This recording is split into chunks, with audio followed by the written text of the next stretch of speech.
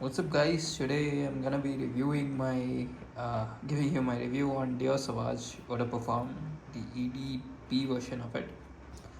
So I'll just make it a very quick review, as there's nothing about Sauvage that hasn't been said yet.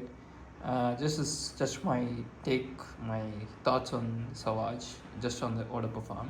So first of all, since there's a bunch of talk about batch variations, this is my batch. Let's see if it focuses.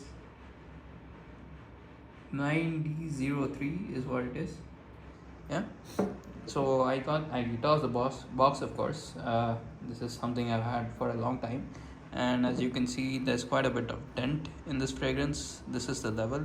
I assume this is about 45 ml left.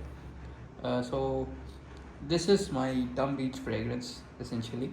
This is the fragrance I take with me whenever I travel anywhere. Whenever I'm going to a friend's place and there's something I want to toss in the bag, I don't want to think too much about it. This is what I take. So I first smelled this in the mall. Funny story, when I first smelled the original Sauvage, I didn't like it much. I don't know why. Smell came off very metallic, and I smelled it when it came out at the mall. I never cared about it. However, when I smelled the EDP, it instantly grew on me. So this is a fragrance which lingers around for a long time, and once you spray it, you might not be able to pick it up, but you get whiffs of it throughout the day. So yeah, safe to say that it lasts the entire day. I don't know if there's any batch variations, but other than that, this particular fragrance, uh, there are certain people who don't pick up ambroxan at all, so they might pick this up as a weak fragrance, but then there's people who are who pick up ambroxan fine, so they comment on it and say that it lasts the entire day. So uh, for example, when I was in my cabin the other day, one of our senior staff members just walked in and he said, "Oh, this something smells fantastic," and the entire cabin was filled with the smell. This is what it was. So yeah, pardon my bottle because it's a bit beat up. I have, like I said, I this is something I just toss in my bag. As you can see, the cap is not in the best shape.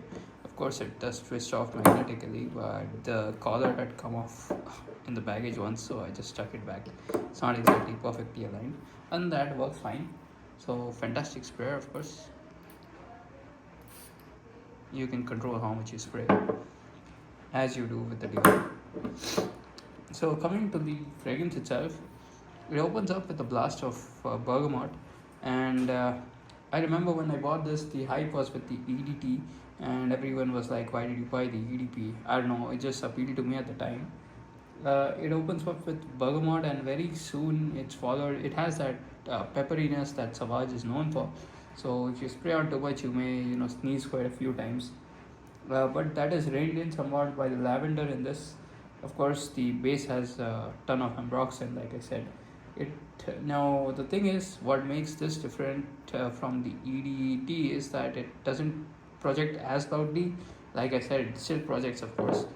Smells somewhat mature, bit more mature than the EDT, but it has the note of vanilla in the base.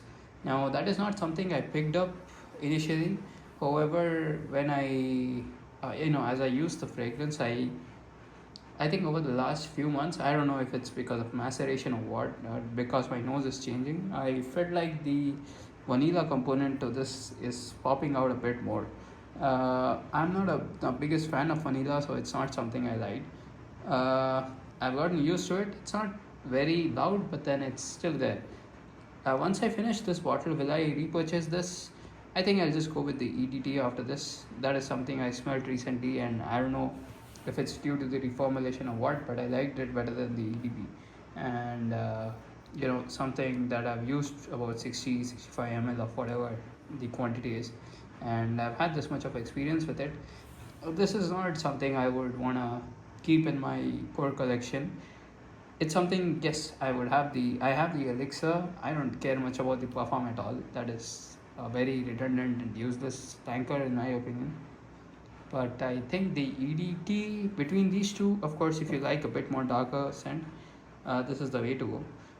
but I personally find that the EDT is better buy. So that is what I'll be going once I finish this bottle. Other than that, this lasts the entire day. Like I said, it's a projection monster. Of course, it depends on how people pick up and rocks in. This fragrance is very dependent on that, and overspraying might give you a headache. So there is that. So be careful with this, and you will go nose blind to this. If you do anything more than 3 sprays. So don't be surprised that you're not picking it up after a while. So yeah, that's about it. Nice fragrance. I'd give it a solid, I'd say 8 out of 10. Very easy tongue rich, like I said. This is the Swiss Army knife of fragrances. So yeah, still the EDT now for me would be the next one. That's about it. Thanks for watching. Peace out, and like and subscribe. Bye.